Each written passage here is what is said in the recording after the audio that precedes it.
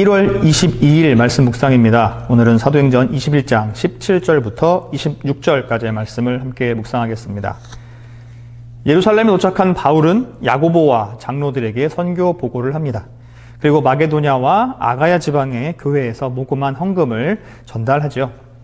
그들은 이방인을 향한 하나님의 뜻을 다시 한번 확인하며 하나님께 영광을 돌립니다. 그러나 예루살렘의 유대인 기독교인들이 바울에게 좋지 않은 감정을 가지고 있음을 듣게 되죠. 왜냐하면 바울이 율법을 지키지 않아도 된다고 가르쳤기 때문입니다. 그 소식을 전해들은 바울은 오해를 해소하기 위해서 전통적인 규례의 결례를 행하여 자신이 모세와 율법을 무시하는 것이 아니라는 것을 보여줍니다. 이것은 맞고 틀리고가 아닌 덕을 위한 행동입니다. 오늘 본문을 한번 보겠습니다. 17절 말씀을 읽겠습니다. 예루살렘에 이르니 형제들이 우리를 기꺼이 영접하거늘. 바울은 전도 여행을 마치고 예루살렘으로 왔습니다. 긴 시간 동안 복음 전파를 하고 수고한 몸을 이끌고 이제 예루살렘에 도착했는데 형제들이 반겨줍니다. 많은 인파들은 아니었을 겁니다. 왜냐하면 바울이 돌아온다는 이야기를 들은 사람들이 많지 않았을 거기 때문입니다. 그의 가족이나 가까운 지인들이 그를 환영해 줬을 것입니다. 18절, 19절입니다. 그 이튿날 바울이 우리와 함께 야고보에게로 들어가니 장로들도 다 있더라. 바울이 무난하고 하나님이 자기의 사역으로 말미암아 이방 가운데서 하신 일을 낱낱이 말하니.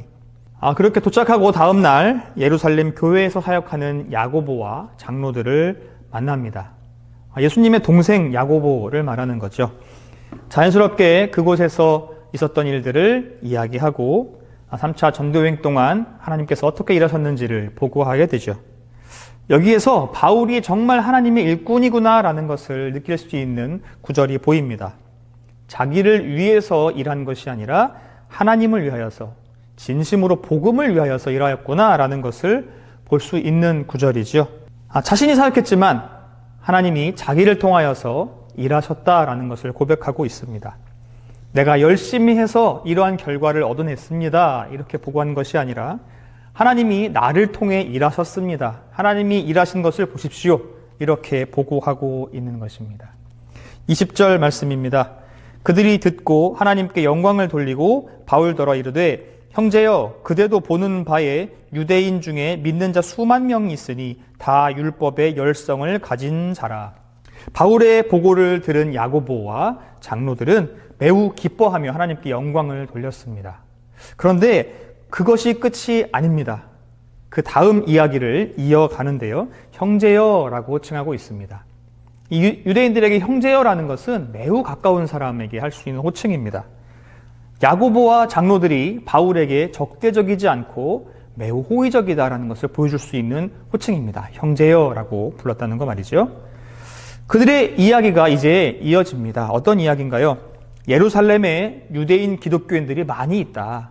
수만 명이라고 이야기하는데 그들이 예수님을 믿게 되어서 유대교에서 기독교로 개종한 사람들인데 그들이 크리스찬이 되었긴 하지만 그들이 지금까지 지켜왔던 유대 전통을 버리지 못하고 유대적인 삶의 방식도 버리지 못하고 함께 지켜나가고 있다는 것을 말해줍니다.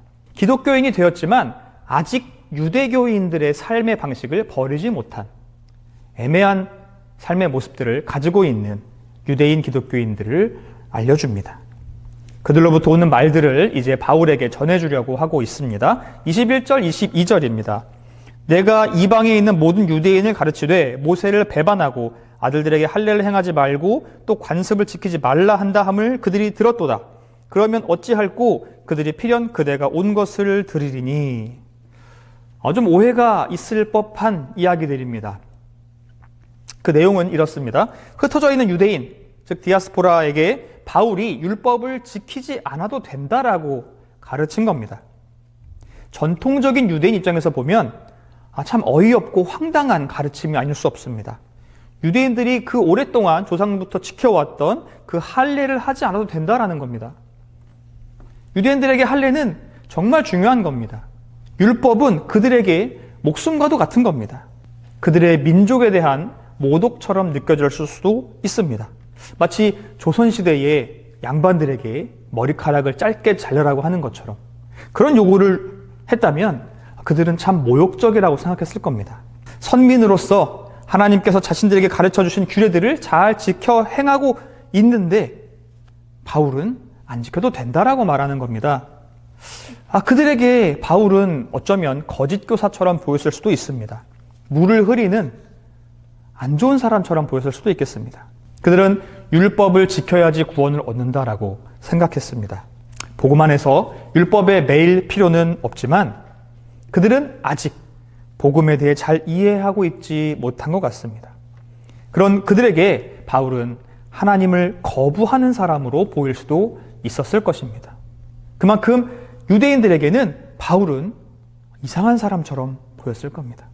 야고보와 장로들은 그 반대파 유대인들이 바울이 예루살렘에 도착했다는 소식을 들으면 그를 해코지할까 봐 이제 걱정을 하고 있는 겁니다. 뭔가 방법을 찾아주려고 하는 것이지요. 23절, 24절 말씀입니다.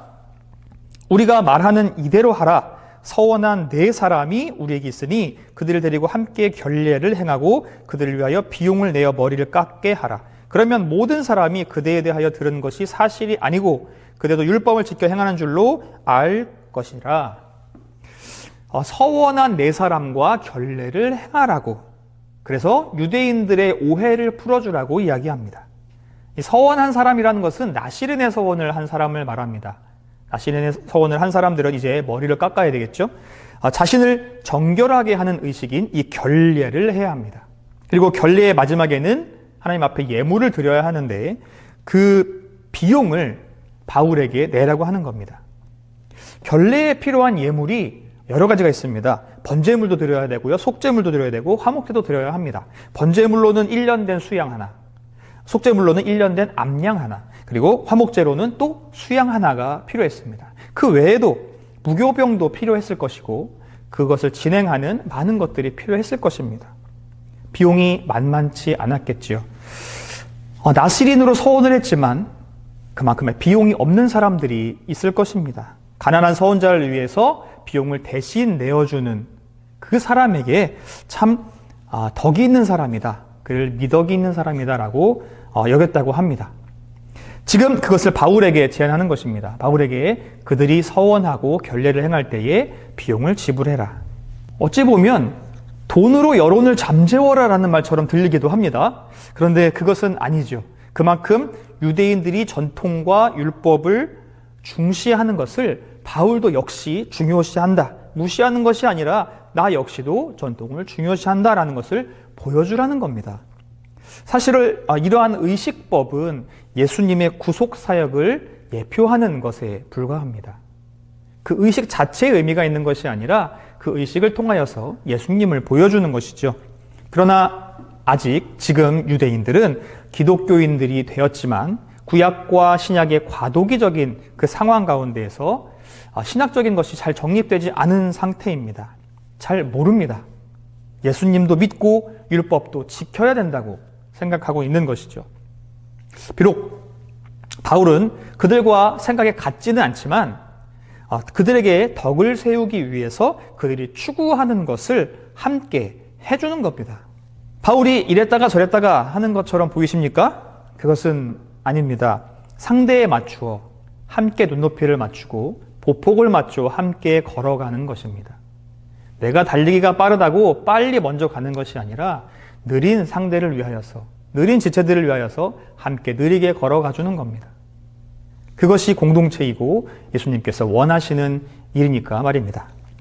25절 말씀입니다.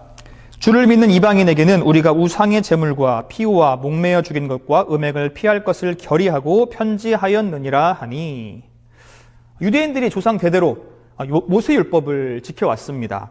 그들에게 율법은 신앙의 척도이자 민족의 문화였습니다.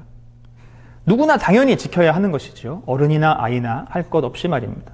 그런데 이제 예수님을 이제서 믿은 그 이방인들, 그들은 크리스천이 됐지만 그들은 부모로부터 유대민족의 그런 율법 교육을 받지는 않았습니다.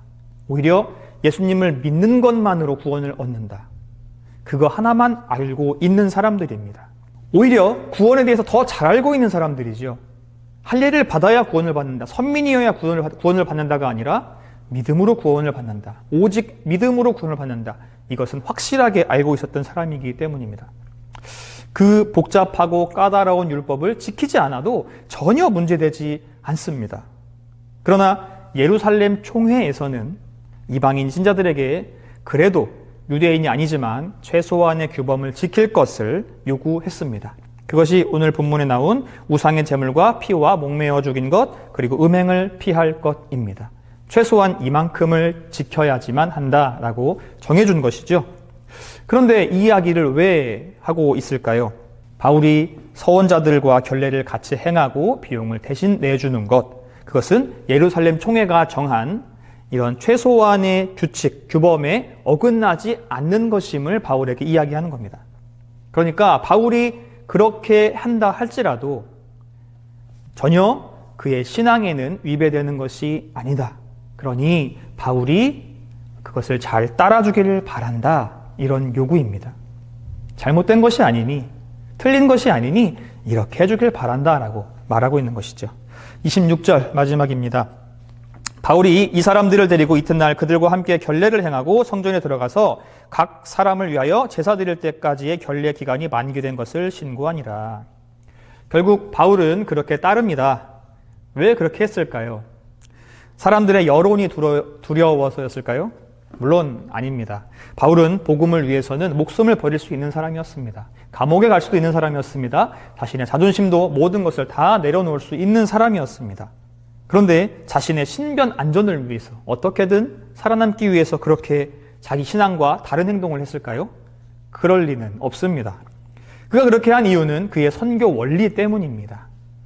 유대인을 얻기 위해서는 유대인과 같이 되고 율법 아래 있는 자들을 얻기 위해서는 율법 아래에 있는 자들처럼 하였다는 그 원칙 말입니다.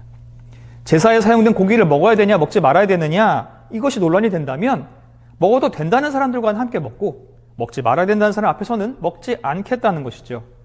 먹어도 먹지 않아도 아무런 상관이 없는 겁니다. 그저 함께 있는 사람들에게 덕이 되기 위함입니다. 맞냐 틀리냐를 따질 필요가 없는 것이지요. 그 중심에는 무엇이 있습니까? 바로 복음이 있습니다. 그리고 바울은 그 복음을 전파하는 것에만 목적이 있었던 것이죠. 나를 위한 것이 아니라 복음이 전파된다면 나는 무엇이든지 하겠다. 진리를 벗어나지 않는 한에서 말이죠. 성도 여러분, 신앙생활을 하다 보면 서로 생각하는 것이 다를 때가 있습니다. 물론 세상 사람들과도 그렇고 교회 안에서도 그렇습니다. 각자가 생각하는 기준도 다르고 가치를 두는 것도 다릅니다. 그럴 때 분쟁이 일어나기가 쉽습니다. 그리고 분쟁은 서로에게 상처가 되기 쉽죠.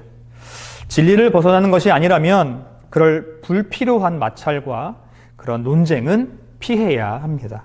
중요하지도 않은 문제에 자존심이 끼어들어서 서로를 이기려고 하고 서로를 누르려고 하는 그런 안타까운 상황들이 너무나 많이 벌어지고 있습니다. 한 몸인 교회 안에서도 지체들끼리 참아주고 져주지 못하고 서로 내가 옳다는 것을 증명하고 상대방이 틀렸다는 것을 증명하고 있습니다. 예수님께서 보여주신 삶은 그렇지 않았습니다. 약한 자들을 위해서 내가 져주는 것이 주님이 원하시는 신앙인입니다. 왜 나만 져줘야 되냐? 왜 맨날 나만 져줘야 되냐? 그렇게 억울할 수도 있습니다. 하지만 우리가 져주는 것은 우리가 힘이 없어서가 아니라는 것을 우리가 잘 알고 있습니다. 우리가 약해서라는 것도 아닙니다. 우리가 지혜롭지 못해서도 아닙니다. 예수님조차도 능력이 없어서 십자가에서 내려오지 않으신 것이 아닙니다. 더 큰 자가 품어주는 것이고 더 지혜로운 자가 져주는 것입니다. 하나님께서는 우리에게 그런 것을 원하시는 것이죠. 세상의 빛으로, 세상의 소금으로 살려면 바로 이렇게 살아야 하는 것입니다. 오늘 우리의 삶에서도 그 진리를 어긋나지 않는 일이라면 많이 져주고 많이 배려해주는 사람이 되었으면 좋겠습니다. 주님의 마음을 실천하는 우리 모두에게 주님의 큰 복이 임하실 것입니다. 나를 통해 일하시는 그 주님을 체험하는 오늘 하루가 되시길 주님의 이름으로 축복합니다.